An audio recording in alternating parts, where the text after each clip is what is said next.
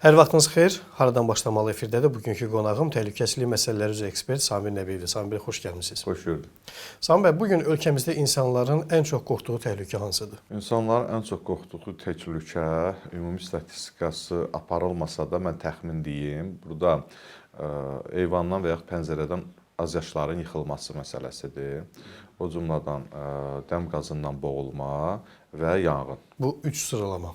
Bunlar siz əgər statistika aparılmırsa, nəyə əsasən? Bizim belə deyək, ümumi təcrübələrə xəsarət alanların və ümumi belə deyək, öz əhatəmizdə olan və yaxud xidmət göstərdiyimiz sahələrdəki insanların düşüncəsi ilə əldə olunan belə deyək məlumatdır. Paytaxtda baş verən, Yasamal rayonunda baş verən yanğın məsələsi oldu ki, yanğın təhlükəsizliyi mövzusunu yenidən gündəmə gətirdi. Mən istərdim bu məsələyə bir balaca toxunuş edək. Bəs həmin o dediyimiz insanların təhlükə və qorxduğu həmin o təhlükədən danışırıqsa, yanğın burada neçənci sırada qərarlaşır? Əslində yanğın bizim həyatımızın ayrılmaz bir hissəsidir. Çünki elektrik təhlükəsinin pozulması nəticəsində, qaz sızması nəticəsində, deyək ki, hər hansı bir halda mətbəxdə nəzarətsiz bir yeməyimi və yaxud da çayımı, çörəyimi nəzarətsiz buraxdıqda artıq bunun yanıb alışma təhlükəsi daha çoxdur. Yəni birinci yerə qalxa bilər. Burada bizim nəzərimizdən qaçan məsələlər deyək ki, aidiyyatı üzrə Yasamal rayonundakı yaşayış binasında baş verən yanğının elektrik təsərrüfatından əmələ gəldiyi artıq bəllidir. Düzdür, rəsmilər bunu tam efirdə deməlidirlər, bildirməlidirlər. Amma düşünürəm ki, ümumi bir belə deyək, ilkin yanaşmada, ilkin təhlildə artıq elektrik təsərrüfatının pozulması ilə irəli gəlir. Müəssisələrdə ümumiyyətlə bu kimi halların qarşısı alınsın deyən həm elektrik təsərrüfatı üzrə cavabdeh şəxslər təyin olunur. Əgər həmin müəssisədə qaz təsərrüfatı varsa, qaz təsərrüfatı üzrə və yanğın təhlükəsi üzrə məsul şəxslər təyin olunur. Orada da bildiyim qədər bir müəssisə, bir cəmiyyət idarə etmədə cəmiyyət var orada, sakinlərdən formalaşan. O həmin ərazidə bütün təhlükəsizlik tədbirləri idarə etməni icra edən cəmiyyətin öz üzərinə düşür. Təsərrüfatla bağlı, icarədarlarla bağlı və yaxud da digər aidiyyatı məsələlərlə bağlı. Və insanlarda belə bir təlaş, belə bir narahatlıq var ki, xüsusən də bu yeni binalarla bağlı, yeni tikili binalarda bənzər hadisə yaşana bilərmi? Mütləq ki, yaşanma ehtimal həmişə var. Məsələn, sənaye müəssisələrinin özündə, təhlükə potensiallı obyektlərdə, neft-qaz sahəsi, istər tikinti sahəsi olsun, bu təhlükənin baş vermə ehtimalı hər zaman var.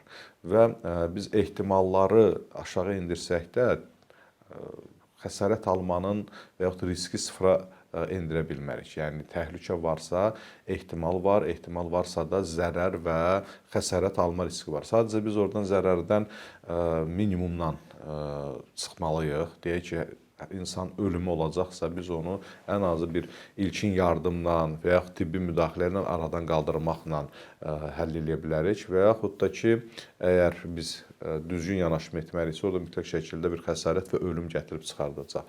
Ümumiyyətlə, biz geniş bir anlamda götürsək, elektrikin və yaxud da qaz təsərrüfatının özü, bina və qurğularda, tikililərdə təhlükəsizliyi istismar zamanı təmin etmək üçün bu proses ilkin növbədə layihələndirmədən start verilməlidir.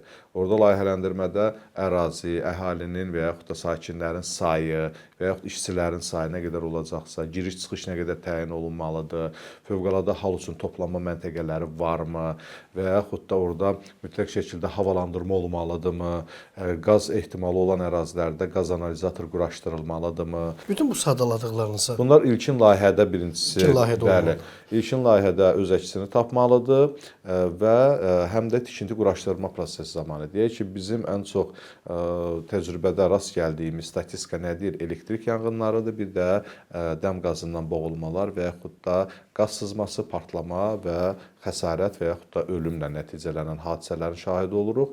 Burada ilkin növbədə kabelləşmə prosesidir. Deyək ki, tikinti zamanı da kabelləşmə layihədə nəzərdə tutulmadı, tikintidə inşa edilmədi, amma istismarda artıq biz bilmirik. Amma biz bunları nə cür sığortalaya bilərik?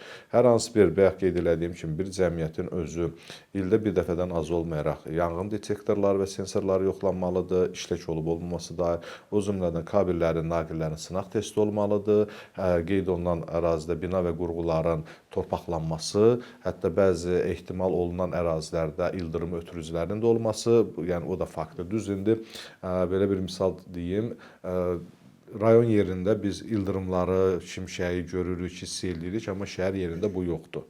Sual yaranar ki, niyə yoxdur? Çünki rayon ərazilərində istehsalat məsələləri az olduğuna görə, yanacaq doldurma məntəqələri az olduğuna görə orada ildırım ötürücülər çox azdır.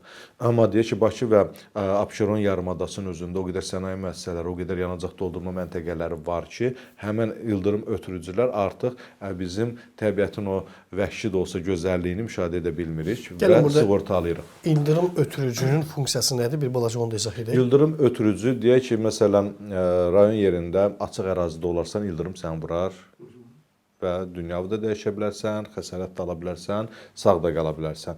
Amma burada həmin, deyək ki, açıq havada yüklənmiş elektrik enerjisidir, yüksək gərginlikdə olan, bəzən aşağı olur, bəzən yüksək olur, yəni öldürücü məsələsi də bilinir və artıq orada binaya və yaxud da avadanlıqda hər hansı bir metal hissə varsa, o metal hissə onu götürür və ərazidə həmin o qurğunun özünə alışıb, partlayıb yana bilər. Amma orada artıq götürülən enerji torpağa verilir və orada təhlükəsiz vəziyyətə gətirilir. Bu torpaqlama prosesidir və hətta mən rayon yerində uşaq vaxtı yadıma gəlir ki, ildırım çaxanda, şimşək çaxanda televizoru söndürtməyə deyirlər ki, bəs antena var, antenadan da keçə bilər, televizor partlaya bilər. Mən yanğın mövzusuna yenidən qayıtmaq istəyirəm. Baxın, siz layihələndirmədə toxundunuz, bir neçə bəndlər var idi ki, bunlar nəzərə alınmalıdır. Bəs biz bugün tikilən yeni binalarda o bəndlərə görə yola çıxsaq, varmı yeni tikilərdə bütün onlar? Nəzərə alınıbmı? 50-nin 50-yə deyərdim. Çünki biz dövlətin nəzarət mexanizmi deyilik, müstəqillik və amma şahid olduğumuz məsələlər var. Məsələn, bəzi məsələlərdə dövlətin nəzarət orqanları tərəfindən düzdür. Burada başda ölkə rəhbərliyi olmaqla bütün bu məmurların arasında, dövlət qurumlarında çalışan insanlar arasında islahatlar aparılır və mütləq ki, hər dövlət nəzarət orqanında sui-istifadə vəzifəsində sui-istifadə edən adamlar var. Təhvil təhsil prosesində ən sonu ki, gəlib burada dirənir, yəni layihədə nəzərə alınmadı, tikintidə nəzərə alınmadı. Ən sonunda təhvil təhsil prosesidir. Məsələn, bəzi işini sevən, dövlətini sevən məmur artıq norma və qaydalara uyğun olmayan bina və tikilini qəbul etmir. Deyək ki, biri edir.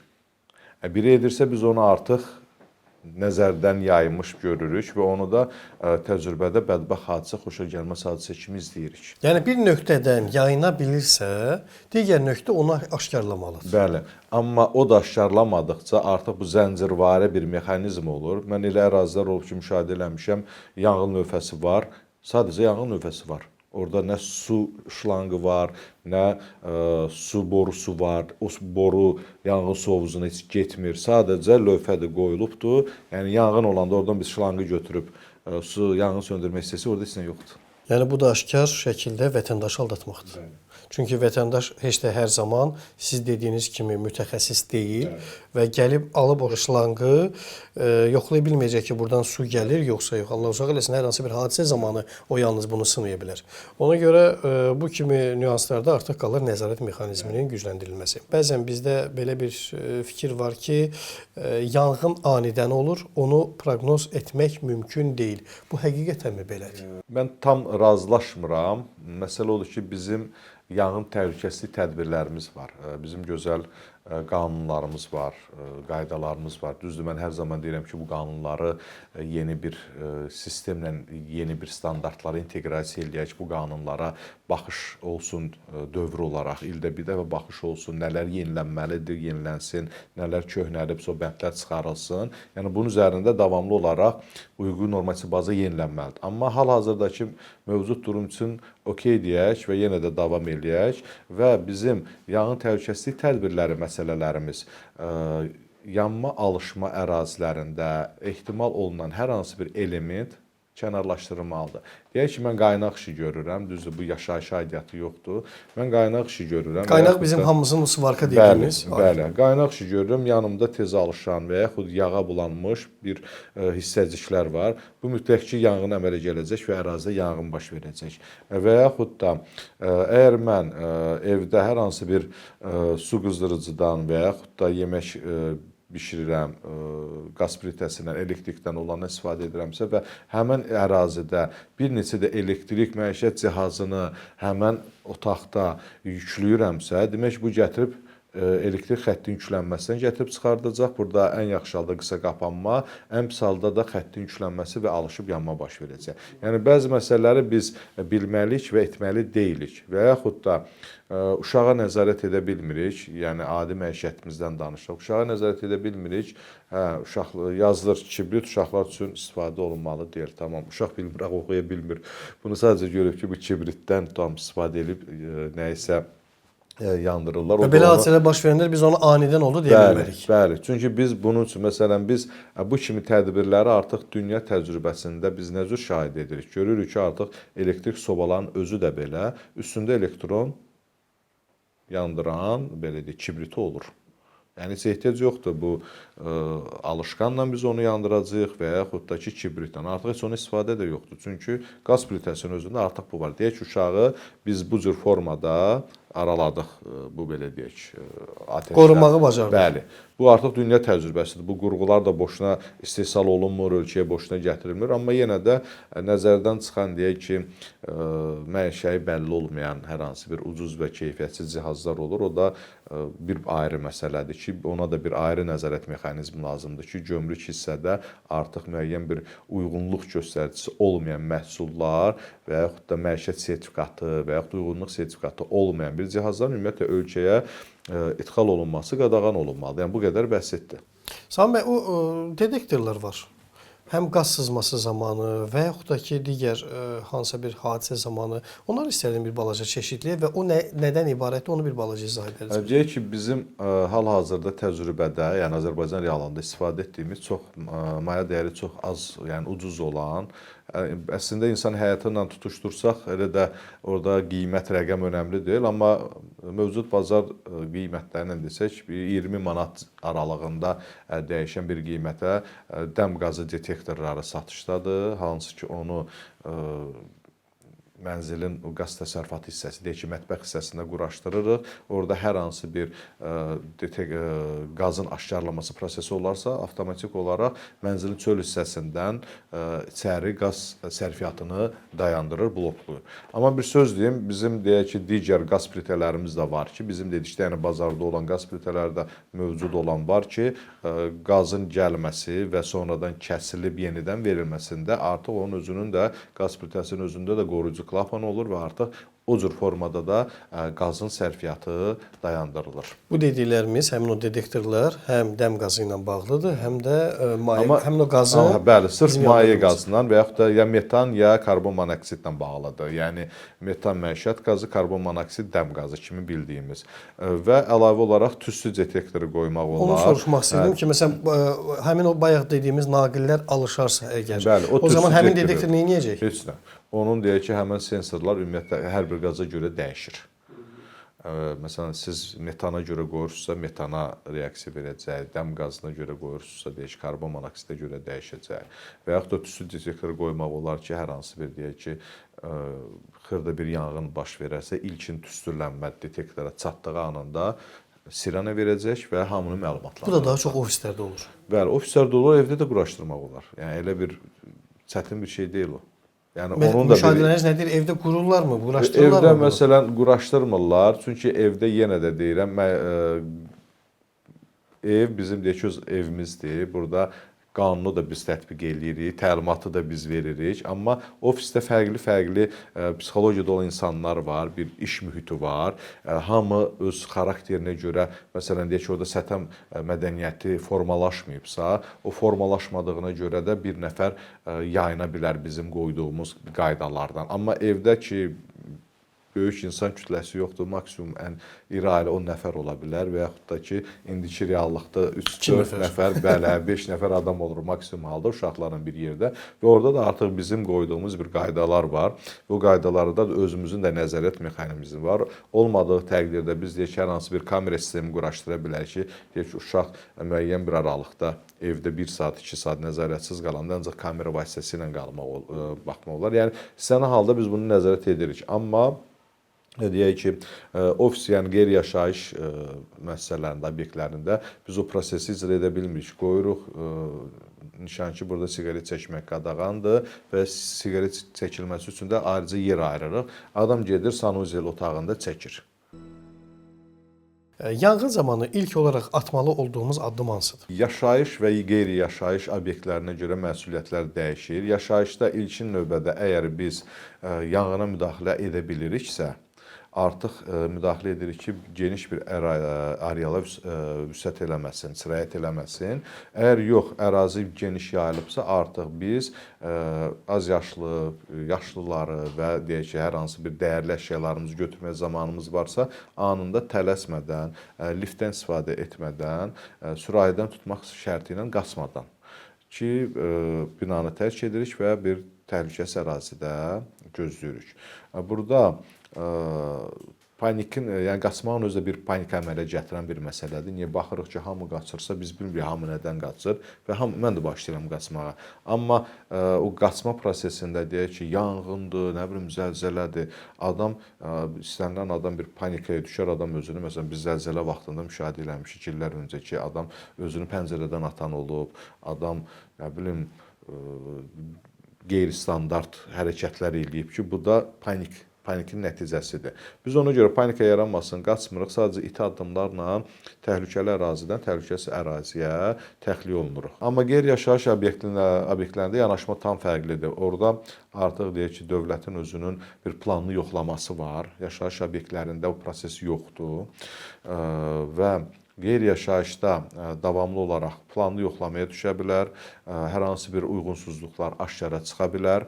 O cümlədən orada öhdəliklər, məsuliyyətlər paylanılır. Deyək ki, hər mərtəbələr üzrə və yaxud da obyekt üzrə, yanğın təhlükəsi üzrə məsul şəxs olur. Mütəmadi olaraq həmin ərazi üzrə deyək ki, əməyin mühafizəsi və yaxud da yanğın təhlükəsi üzrə bir nəzarətçi varsa, artıq bunun iş öhdəliyi olaraq yaranır və mütəmadi olaraq ona nəzarət edir. Düzdür, biz bayaq insan səhlənkarlığından və özbaşınalığından danışdıq. Bu məsələ adi insanlarda da var. Çünki öz işinə səhlənkar və məsuliyyətsiz yanaşanlar da var. Deyək ki, istər bu əməyin mühafizəsi mühəndisi olsun və yaxud da yanğın nəzarətçisi olsun. Mühəndis ona pul ödəyir və işə götürüb, amma o işinə də deyək ki, müəyyən bir yanaşma ilə səhvliklərə yol verir və səhvliyin nəticəsində də müəyyən bir hadisələr baş vermiş olur. Yasamaldakı yanğına istədim bir balaca qaydaq. Orada naqillərin əriməsi və tüstü səbəbilə boğulmaların biz şahid olduq. Və bir çox hallarda sosial şəbəkələrdə gördüm ki, rəylərdə yazırlar ki, hər hansı bir dəsmalı, əskini yaş eləyib üzə tutmaq lazımdır. Bu kömək olurmu? Bu barədə istədim ətraflı danışasınız. Əlbəttə olur. Belə deyək, əgər yanğın baş veribsə və biz təxliyə olmuruqsa, mən lap insident hissəsindən başlayım. Bizim əgər təxliyə prosesimiz icra oluna bilmirsə, deyək ki, yanğın 2-ci mərtəbədədir və blokun podest hissəsini də artıq tüstü, yanğın bürüyübsə, mən də 3-cü, 4-cü mərtəbədən aşağı düşə bilmirəm. Mütləq şəkildə orada vətəndaş və sakin sanuzel otağına daxil olmalıdır. Nə qədər parçalar varsa, o parçalar, dəsmallar, paltarlar, vanna varsa, vannanın içinə su ilə yığılır, o parça materiallar ora yığılır və qapının hissələrinə hardan ki tüstü daxil ola biləcək o hissələrdə artıq o bağlanılır və bizim deyək ki, otağa, bizim mənzilə yanğın sirayət edəcəksə, artıq biz eyni qaydada davamlı olaraq qapı hissəni, divar hissəni sulamalıyıq. Bir də trapdan tüstünün gəldiyini qeyd edirdilər. Oranı da bağlamaq lazımdır. Trapdan tüstü ümumiyyətlə gəlməli deyil. Artıq o belə deyək, santexnik hardasa nəyəsə düz yerə qoşmayıb yəqin və yaxud da Çünki nümunələrdə var idi ki, həmin o Yasamaldakı yanğında bir neçə həmin o hadisənin içində olan insanlar qeyd edir ki, trapdan belə tüstünün gəldiyinin bir şahidi onu olur. mən nə cür analiz edə bilərəm? Trap ki, ümumi kanalizasiya xəttinə birləşdirilir. Kanalizasiya xətti aşağı hissələrdə zədələnib, artıq və yaxud da boşluq var. Çünki o da divarın içində olmalıdır. Yəqin onun çöl hissəyə düşən hissəsi olub, zədələnən hissəsi olub və artıq o həmən tüstü, həmən qüsur olan, yəni dəlik olan hissədən artıq mənzillərə doğru gedir. Bir də şaxtadan gələn. Şaxtadan o normaldır. Onun da önünü kəsmək mümkündürmü? Bəli. Onu da dediyiniz qayda ilə. Parça ilə kəsirik və hətta belə deyək ki, o parçalardan bir hissəsini də biz özlərimizə də atmalıyıq ki, yanğın əgər bizim mənzilə sirayət edəcəksə, artıq məsələn yanğın söndürmə zamanı biz bəzən müşahidə edirik, hətta bilməyən adamlar deyir ki, sağda yanğın gedir, bunlar sol hissəni niyə suluyurlar? Çünki binanın deyək ki, qonşu mənzil yanırsa və sizdə artıq sizin divar hissə başlayır yüksək temperatur nəticəsində qızmağa. Siz məsələn yanğın qarşısına necə alırsınız? Davamlı həmin divarı islatmaqla. Yəni su vurmaqla ki, su buxarlanır və quruyur, siz qoymursunuz qurusun və bu cür formada artıq əgər biz onu eləməsə biz görəcəyik ki, artıq isti filmlərdən izləyirik biz ki, istinin hərarəti artır və görürük ki, bina rəngi başlayır, divarın rəngi saralır, başlayır orada şpaklyovka örtüyü, abay örtüyü yanmağa və artıq yanğın bizim hissəyə keçmiş olur. Və hətta deyək ki, yanğın olmasa da belə, oradan yüksək hərarətin özü belə bizdə hər hansı bir fizioloji dəyişikliklərə gətirib çıxarda bilər. Əgər yanaşı xəstəliklərimiz də varsa, birbaşa təsir edir. Bir sözlə dediyiniz kimi biz həmin zaman, yanğın zamanı evə artıq tutaq ki, həmin o naqillərin yanğısına tüstü daxil olursa, biz sanitar qovşağa daxil olmalıyıq. Maksimum şəkildə həmin o tüstünün içəri daxil olmasını əngəlləməliyik. İndi bir çox sanitar qovşaqlarda da artıq vannalar da yoxdur. Bəli, hə. Yəni artıq... Amma olması görüncə nə gözəl belə deyə təsir edir. Çünki orada az yaşlını su ilə doldurmaq olar, az yaşlını ən azı orada saxlamaq olar ki, ən azı xəsarət alma prosesində birbaşa yanıq olmasın və tüstüdən boğulmanı da biz dəsmallarla islatmış formada da qarşısına ala bilərik. Hə, bir də əsas məqam nədir? Bizim o hissədə heç bir formada qapı və pəncərələrini açmalı deyilik. Çünki artıq həmən yanğın gedən ərazidə yanğın baş verirsə, yanğının nəfəs alması bizim kimidir. Yəni yanğın da bir canlı kimi təsəvvür edək və oksigenlə qidalanır. Necə ki, biz oksigen bizə lazımdır, ona da lazımdır. Biz pəncərəni, qapını açdığımız zaman təmiz hava axını içəri daxil olacaq və onun yanması daha da sürətlənəcək. Yanğını boğmalıyıq Bəli, həmin nüansda. Bəli. Çünki vakuum yaradırıq. Məsələn, müşahidə etmişik, yanğın olan ərazidə pencə ilə nəyisə söndürənlər var və yaxud da bağlayanlar var və yaxud da adi şamın özünü də biz boğuruq. Belə deyək, söndürəndə. Amma dəm qazından və yaxud da hər hansı bir təbii qazın sızmasından artıq biz qapı pəncərələri açıb yeni havanın axınını təmin etməliyik. Sami bəy, biz bəs hansı təhlükəni ciddiyə almırıq? Mən ümumiyyətlə öz təcrübəmdən görürəm, bizdə ümumiyyətlə səthən mədəniyyəti insanlarımız olaraq 50-nin 50-yə deyərdim ki, bir-birimizə ziddiyyət təşkil edirik. Bir 50% ölçü olaraq, say olaraq dəstəkləyirik, bəyənirik. 50% olaraq biz ümumiyyətlə qəbul eləmirik, əhəmiyyət vermirik. Ola bilər bizim bu regiondan irəli gəlir, ola bilər bizim türkçülüyümüzdən və yaxud müsəlmançılığımızdan. Yəni bəyənmirik, qəbul eləmirik. Yəni bu qədər elə bir insanlarımız var. Amma bu mədəniyyət yəqin ki, bir 30 il davam etsə, yəqin ki, bir 10 ilə, 20 il, 30 ilə bu mədəniyyət artıq bizim istehsalatda işləyənlərimizdə bu problemlər varsa, məişətdə olanlarda görün nə qədər var. Yəni bu problemlər yəqin ki,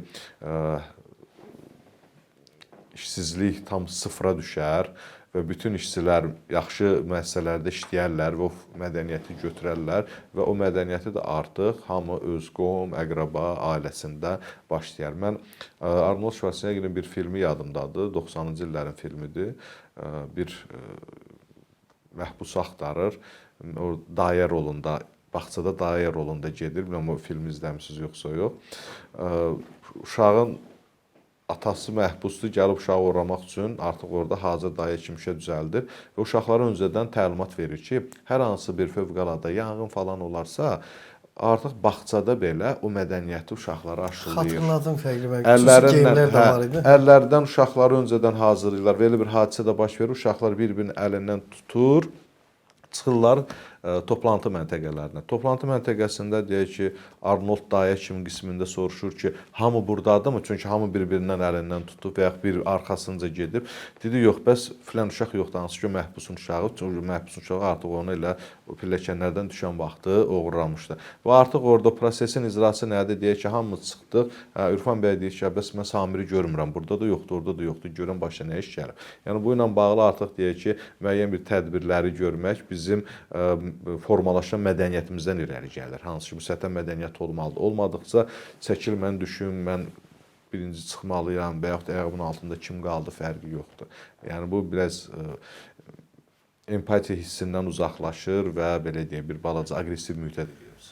Təhlükəsizlik mədəniyyətimizin zəif olması və yaxud da ki, sizin təbirinizə desək, olmamağımızın bir neçə fəsadları ola bilər. Onlardan biri də hadisə zamanı özümüzü xilas edə bilmirik. Amma kömək gözləyirik və bu kömək də gəlməyəcək.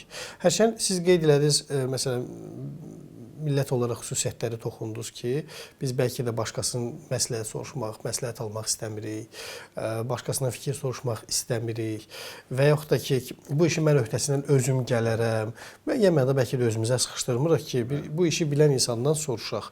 Amma yekunda hadisə baş verəndə də kimsə bizə kömək eləsin, kimsə bizi xilas eləsin, yanaşması da olur. Belə bir yanaşma ilə də biz hadisəyə toxunuruq, baxırıq. O zaman bunlar ziddiyyət təşkil edəcək. Ümumiyyətlə təcrübədə o bayaq qeyd elədiniz ki, bunu mən bilirəm, mən 20 ildir, 30 ildir bu işi görürəm. Hadisələr törədən həmişə o cür adamlar olur və yaxud o adamların başına gəlir. Çünki insanlarda arxayınçılıq hissi onları düzgün yoldan sapındırır. Mən belə bir təcrübə deyim sizə, bütün xarici əmək mühafizəsi rəhbərləri, yəni SƏTƏM rəhbərləri o vaxt üçün qüsurlu adamlar idi. Birinin barmağı kəsilib, birinin əli kəsilib, birinin ayağı invaliddir və xaricdə mən belə deyək, mən öz insanlarımızı bəyənmirəm falan demirəm. Bu normal bir şeydir. Qəbul edən də olacaq. Adi dövlət qanun qəbul edir. Hamı adekvat qəbul eləmir. İrad bildirənlər də var, qəbul edənlər də var. Qaydanı pozanlar da var. Qaydanı pozanlar. Yəni bu normal bir şeydir. Yəni insan faktorudur. Xaricdə bu prosesə gəlmək üçün nə hansı mexanizmlərə əl atıblar ki, bu proses onlarda daha tez icraya gedibdir. Mən SƏTƏM rəhbərləri tanıyırdım ki, insan barmağı yoxdur. O adamın dediyi artıq daha tez təsir edir. Niyə? Deyir, bax, mən də sizin kimi qulaq asmırdım. Mən də deyirdim, mən bu işi bacararam. Baxın, barmağımı itirmişəm. Filan işi görmədiyimə görə. İndi adamlar da baxır ki, bu adam artıq başına gəlib, başmaqçıdır, əlini itirib, ayağını itirib. Artıq onun sözünün təsiri sağlam şəkildə deyən adamın təsiri qədər ötüşməyəcək. Məsələn, bir Peyğəmbərdən hədis gətirim, mövzudan kənar olsa da bir yaxşı bir kəlam kimidir. Biri gəlir ki, bəs mənim uşağım həddindən artıq çox xurma yeyir. Onu xahiş eləyirəm, bir dənə tövsiyə elə ki, bu qədər artıq şirniyyat, xurma yeməyə ehtiyac yoxdur. Dedi, sabah gətirərsən deyərəm. Deyir, niyə? Deyir, gətirərsən deyərəm. Sabah gətirir, deyir, bəs niyə dönən demədiniz də? Deyir, çünki özüm xurma yemişdim. Uşağa deyir ki, xurmanı çox yemə. Deyir, bunu dünən də deyə bilərdin də. Deyir, çünki həmin gün özüm xurmanı çox. İndi deyir ki, siqaret çəkən adam birinə siqareti çəkmə deyir. Bu biraz düzdür. Amma bu məsələ təhlükəsizlik məsələsi biraz fərqli məsələdir. Amma deyək ki, xəsarət alan adamın özü bunu ki, təklif olaraq, tövsiyə olaraq, tələb olaraq formalaşdırırsa, artıq baxacaqlar ki, həqiqətən də bu adam başına belə bir şey gəlir və istəmir ki, bizim də başımıza belə bir hadisə gəlsin. Ümumiyyətlə bizdə əsasən səthən mədəniyyəti formalaşmasında işə götürənlərin və rəhbər şəxslərin marağı daha çox olmalıdır. Çünki SƏTƏM-in formalaşmasının əsas meyarları nə üçündür? İnsanların tələfatının qarşısını almaq, xəsarətin qarşısını almaq, o cümlədən maddi-texniki baza, mal materiala dəyən zərərin az olması və yaxud ümumiyyətlə olması, bir də ətraf mühitin mühafizəsi ilə bağlı. Yəni əsas 3 meyar götürülür. Bu 3 meyarda, məsələn, bəzi hallarda işə götürən maraq əhəmiyyət kəsb etmir onun üçün ki, işçisidir də öz-özünü qorusun, ya da ətraf mühitə heç sən dağıtma, mənim malımı ziyan vermə. Amma bunların danışılması ümumi mədəniyyətin formalaşması demək deyil. Hər bir SƏTƏM rəhbəri işə götürəni maraqlandırmalıdır ki, əgər müəyyən bir təhlükəsizlik tədbirləri, meyarları, yəni təhlükəsizlik idarə etmə mexanizmi olmasa, mütləq şəkildə bu müəyyən bir xəsarətlərə gətirib çıxardacaq. Hətta mənim tövsiyə elədiyim bəzi meyarlar olub ki, bəzi sahibkarlara işə götürənlərə ki, yəni SƏTƏM-ə xərclədiyiniz və yaxud da ayırdığınız diqqəti, qayğını SƏTƏM şöbəsi sizə, yəni təhlükəsizlik idarə etmədən sizə bir 5% gəlir gətirə də bilər. Allah uzaq eləsin, hər hansı bir bədbəxt hadisə olanda daha çox zərərə düşəcək həmin o sahibkar. Elə həmin məsələyə gələm. Sahibkar maraqlanır ki, SƏTƏM şöbəsi satmır, müştəri cəlb eləmir. Bu 5% mənə hardan qazandıracaq? Bu minimum məbləğdir. Bu müəssisənin istehsalatından və yaxud oradakı tədbirlərin hansı dərəcədə tətbiq olunursa ondan gedir. Sual verir ki, tam işə götürən SƏTƏM şöbəsi mənə 5% hardan qazandıracaq? Misal çəkirəm. Deyək ki, müəyyən bir istehsalatdır. İstehsalat gündə 20 ton məhsul istehsal edir və 20 tonun müqabilində bir 15-20 min mənfəət əldə edir. Amma tədbir icra olunmasa, xəsarət olsa, bu istehsalat qəzası da baş verə bilər, ölüm hadisəsi də ola bilər. Ölüm hadisəsi oldu, əməkdaşlıq müfəttişliyi gələcək, prokuratura gələcək, həmin ərazi lentə alınacaq, 1 gün, 3 gün, 5 gün istehsalat dayanacaq, kommunal xidmətləri, işçinin əmək haqqını, yəni deyək ki, boş dayanma durmaya da belə 1/3 əmək haqqısını da verməlisən. Yəni 3 gün, 5 gün artıq sən boş yerə belə deyək, rasxod elədi. Həm xərclərin çıxacaq, üstəlik bəlli olacaq ki, sən hansısa qaydalara əməl etməmisən, buna görə cəza da gələcək. Var, bəli, inzibati və cinayət məsuliyyəti də var. Bu nə deməkdir? Bu artıq 5% keçdi. 5% keçdisə, oturub daha dəqiq hesablasaq, bəlkə də böyük bir rəqəmlərə gəlib çıxır və bunu bu cür formada işə götürən və yaxud müvafiq bir rəhbərə bu cür formada biz təqdim etməyə bacarsaq, mən əminəm ki, mütləq şəkildə rəhbər SƏTƏM mühəndisinin və yaxud menecerinin dediyini eləyəcək. Problemlər həm də SƏTƏM-lərin özündədir ki, o fikirləri düzgün şəkildə rəhbərə çatdıra bilmirlər. Baxın, mövzuya bir çox prizmalardan yanaşdınız, həm vətəndaş olaraq, həm müəssisə rəhbəri olaraq, həm də həmkarlarınız tərəfdən yanaşdınız. Burada isə belə bir sual yaranır məndə. Biz təhlükədən qaçırıq, yoxsa təhlükə elə bizi? Təhlükə elə bizi. Təhlükəni biz formalaşdırırıq. Fəaliyyət varsa, həmişə təhlükə var, risk var. Hətta evdə otursaq belə, fəaliyyətsizliyin özü belə təhlükə yarada bilər. Necə ki, cinayət məcəlləsində fəaliyyət və fəaliyyətsizliyə görə, filan maddəyə görə bu ildən bu ilə qədər məsuliyyətə cəlb olunur. Yəni, fəaliyyət və fəaliyyətsizliyin özlüyü də təhlükə və risk yarada bilər. Biz, məsələn, fəaliyyət görsədərik, müəyyən bir təhlükə yaranar və yaxud da fəaliyyətsizlik görsədərik, bir təhlükəni aşkar eləyərik, amma onun qarşısını almaq üçün fəaliyyətsizlik görsədərik, yenə də həmən xoşagəlməz hadisə baş verəcəkdir. Bizim üzərimizə düşən nədir? Biz nə fəaliyyətsizliyimizdən qalaq, nə də fəaliyyət görsədərkən fəaliyyətimiz nəticəsində yaranan təhlükələrə nəzarət tədbirlərini tətbiq edək.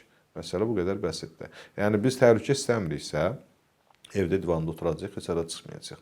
Amma özümüzə bir çay süzmək istəyiriksə, yemək pişirmək istəyirsə, artıq burada fəaliyyət yaranır və fəaliyyətdə də təhlükə var. Ayağımız divanın küncünə ilişə bilər, yıxıla bilərik, nə bilim, əlimizi yandıra bilərik. Bunların hamısı hadisədir. Öz üzərimizə götürdüyümüz məsuliyyət var ki, bu da təhlükəsizlik qaydalarına riayət etməyimizdir.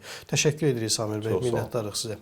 Əziz dostlar, Hardan Başlamalının bugünkü qonağı təhlükəsizlik məsələləri ekspert Samir Nəbiyev idi. Yenidən görüşəcəyik. Sağ olun.